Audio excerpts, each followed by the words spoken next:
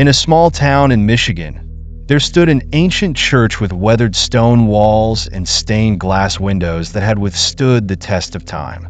It was a place where the faithful gathered to seek solace and guidance. Among its devoted guardians was Sister Maria, a young nun known for her unwavering faith and compassionate spirit. She dedicated her life to the church, tending to its needs and helping the local community. However, as devoted as she was, Sister Maria possessed a relentless curiosity that sometimes led her down paths better left unexplored. One fateful day, while cleaning the church's dusty attic, she stumbled upon a hidden door. Intrigued, she pushed it open, revealing a narrow staircase leading to a dark, forgotten chamber.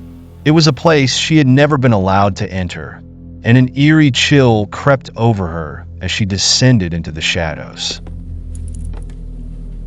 At the bottom, she discovered a dimly lit room lined with ancient tomes and scrolls, their pages yellowed and fragile with age. One book in particular caught her eye, a leather-bound volume adorned with cryptic symbols and dark imagery. Despite the warning echoes in her mind, her curiosity overwhelmed her, and she reached for the book. Sister Maria felt an unsettling energy radiating from it, as if the book was alive and beckoning her closer. She hesitated, but then, driven by an insatiable desire to uncover its secrets, she opened it. As she began to read aloud the ancient text, a strange force enveloped her, and the air grew heavy with an otherworldly presence. The words twisted and turned in her mind, transforming into dark incantations that felt foreign, yet eerily familiar. The atmosphere shifted, and shadows flickered around her like living entities. The once safe sanctuary of the church began to feel like a prison, trapping her in a web of fear. Suddenly, she saw horrific visions manifesting before her. Sinister creatures, their eyes glowing like embers, emerged from the dark corners of the room. Each one bore a twisted grin, revealing sharp, jagged teeth that glinted menacingly in the dim light. Sister Maria's heart raced as she stumbled back, trying to escape the malevolence closing in on her. Panic surged within her. She attempted to close the book, but it was as if the very pages were glued open, refusing to let her go. The chanting grew louder, drowning out her thoughts. Desperate to break free, she cried out for help, but her voice was swallowed by the encroaching darkness. In that moment of sheer terror, the overwhelming presence of the spirits surged forward. Sister Maria felt them invading her mind, their whispers clawing at her sanity. As the darkness enveloped her, she was struck with a horrific realization. She was no longer in control. Her surroundings twisted into a chaotic nightmare. She saw flashes of the church's once sacred interior morphing into grotesque images of torment and despair. Her heart pounded furiously as she collapsed to the ground, clutching her head in agony. In her final moments, she caught a glimpse of her own reflection in a shattered mirror. The visage staring back at her was terrifying, a face distorted by fear, eyes wide with horror, and a mouth contorted into a silent scream. The fear consumed her entirely, and in a last act of desperation, she reached for the book one final time. But it was too late. The spirits, now fully unleashed, overwhelmed her with their wrath. Sister Maria's vision blurred, and a cold wave of darkness washed over her. With one final gasp, she fell lifelessly to the ground, her body a silent testament to the horrors she had unleashed. Hours later, the church bells tolled, echoing through the empty streets as the sun dipped below the horizon. The other nuns, sensing something amiss, gathered to search for Sister Maria. Their search led them to the forbidden chamber, where they discovered the book lying open on the floor, its pages fluttering as if stirred by an unseen breeze. Panic set in as they called for Sister Maria, their voices echoing through the dark hallways. But there was no answer. When they entered the chamber, the sight that greeted them was beyond comprehension. Sister Maria's lifeless body lay sprawled on the floor, her face twisted in a silent scream of terror. They quickly covered her with a sheet, and as they did, the book emitted a soft, eerie glow, drawing their attention. The atmosphere in the room grew tense, and they could feel the remnants of the dark energy that had claimed Sister Maria. Fearful of the consequences, they hurriedly removed the book, placing it back in its hidden alcove, hoping to seal the dark secrets away forever. In the days that followed, the church remained shrouded in mystery.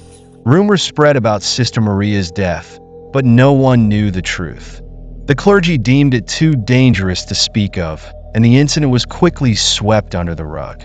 The church continued to operate, but a lingering unease settled over the congregation. They whispered about the haunting presence that seemed to lurk within the walls. Some claimed they could hear Sister Maria's soft sobbing at night, echoing through the hallways, a restless spirit trapped between worlds. The truth of Sister Maria's death and the dark book that had consumed her remained a secret, buried within the heart of the sacred sanctuary. The church continued to stand, its walls heavy with unspoken horrors, forever concealing the tale of a faithful servant who had dared to uncover the forbidden and paid the ultimate price.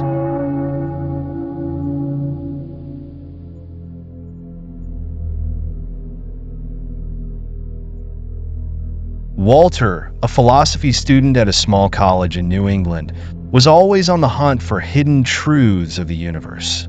One day, on the recommendation of his friend Daniel, who was fascinated by the occult, Walter visited a tiny bookstore tucked away in an alley in downtown Boston.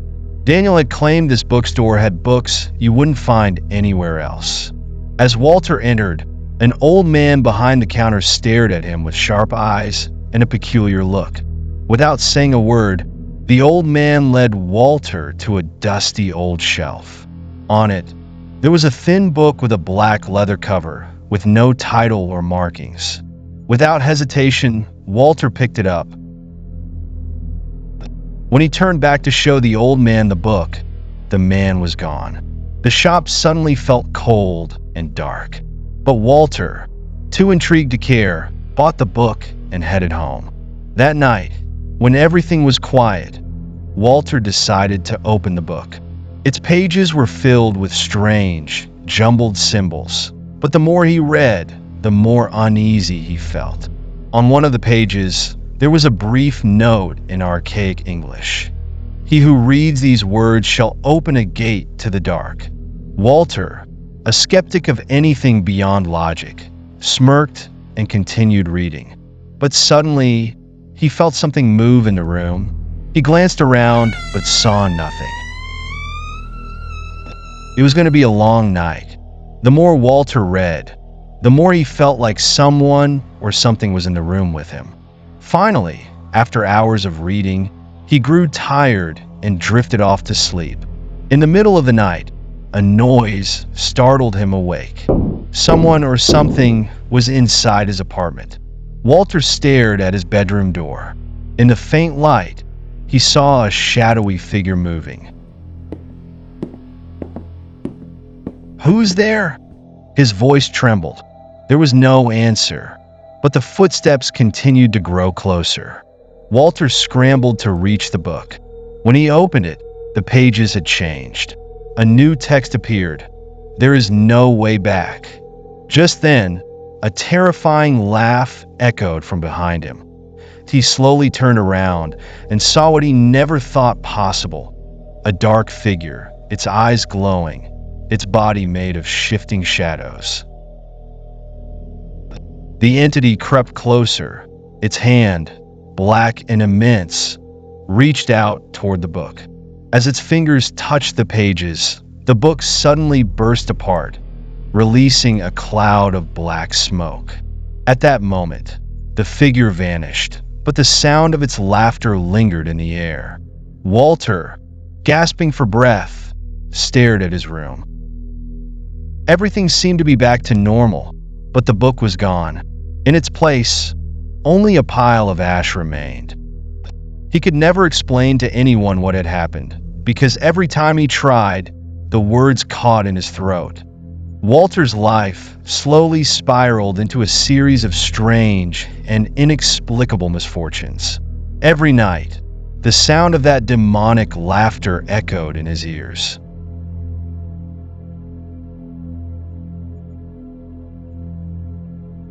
Lila, a 22-year-old woman, was searching through her grandfather's old belongings in the dusty attic of their rural house. Her grandfather, Henry, had been known as an exorcist, someone who dealt with the world of spirits and the unseen. He had often warned about the dark powers hidden in his ancient books, but Lila never took his words seriously until today. In the corner of the attic, Lila found an old wooden chest.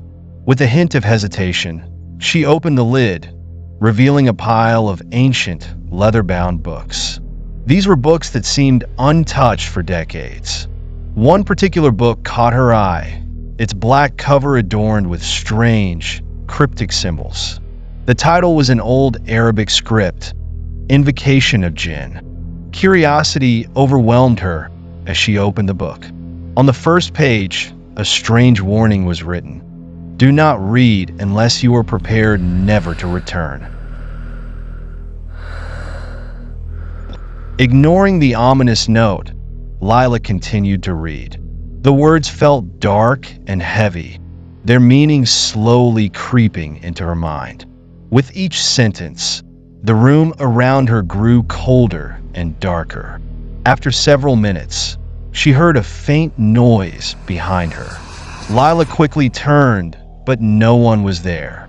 Just silence and shadows. Something had shifted. A strange weight pressed down on her chest. Ignoring her growing fear, Lila kept reading until she reached a page with a chilling message written in large letters. This is your end. The moment she read those words, her vision suddenly blurred. She tried to close the book, but her hands wouldn't move. It was as if the book had fused with her fingers. The wind around her picked up, and the room plunged into darkness. Panicked, Lila tried to scream, but no sound came from her throat. She had lost her voice. No matter how hard she tried, she couldn't speak. Suddenly, she heard a voice. An old man's whisper echoed in her ears. You've freed them, and now it's over. In an instant, her hearing vanished. The world around her became completely silent and cold. She couldn't see, couldn't hear, and couldn't speak. In the dark silence, Lila felt something moving inside her body. The jinn, those dark spirits her grandfather had always warned about, were now inside her. Days and weeks passed. Her family found her lying on the floor of the attic, her eyes shockingly white, completely unresponsive. She couldn't speak or hear anymore. The doctors were baffled, but Lila knew the truth. She was trapped in a world of eternal silence, while something dark and powerful lived inside her. Every night in her dreams, she heard the same whispers. You freed us, and there's no way back. Lila was imprisoned in darkness and silence, with no escape.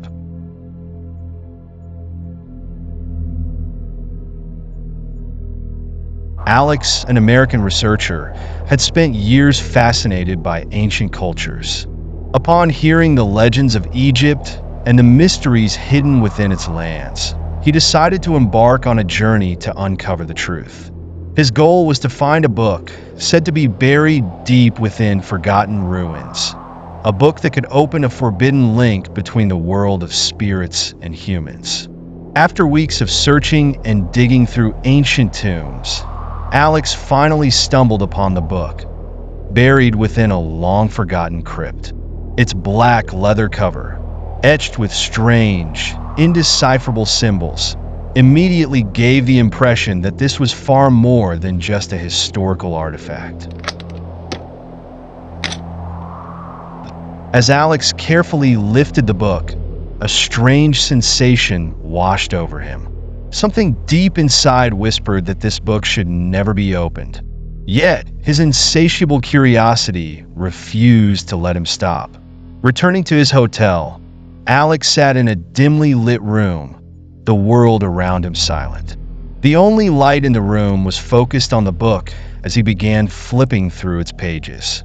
At first, they were filled with incomprehensible symbols, but soon he found passages written in ancient Egyptian. He began to translate, whispering softly to himself. The gateway between our world and theirs opens. Suddenly, the air around him thickened. Alex glanced around the room, but nothing seemed out of place.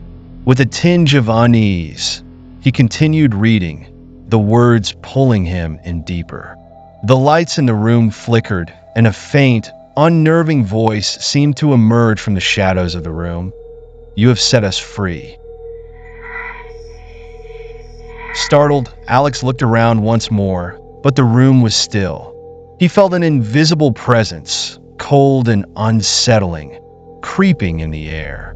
In the days following that night, Alex noticed changes in himself. He could no longer sleep, and when he closed his eyes, haunting faces stared back at him from the darkness. The whispers of spirits echoed in his mind every night. "The gate is open." At first, Alex thought it was simply exhaustion, but the more he looked at the book, the more real it all felt. One night, while he was translating another passage, his hands began to tremble. Suddenly, strange writing in Arabic appeared on the walls of his room. "Run." He jumped back, heart racing, his breath coming fast and hard. But something kept him from leaving. It was as if the book had seized control of his will. He stayed up all night, and with every glance at the book, he could see a shadow moving behind him. But when he turned around, there was nothing there.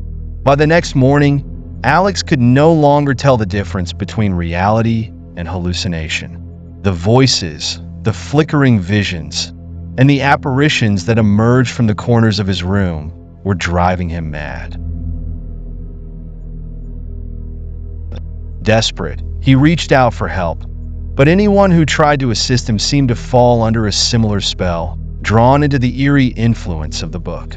Soon, no one dared come near him.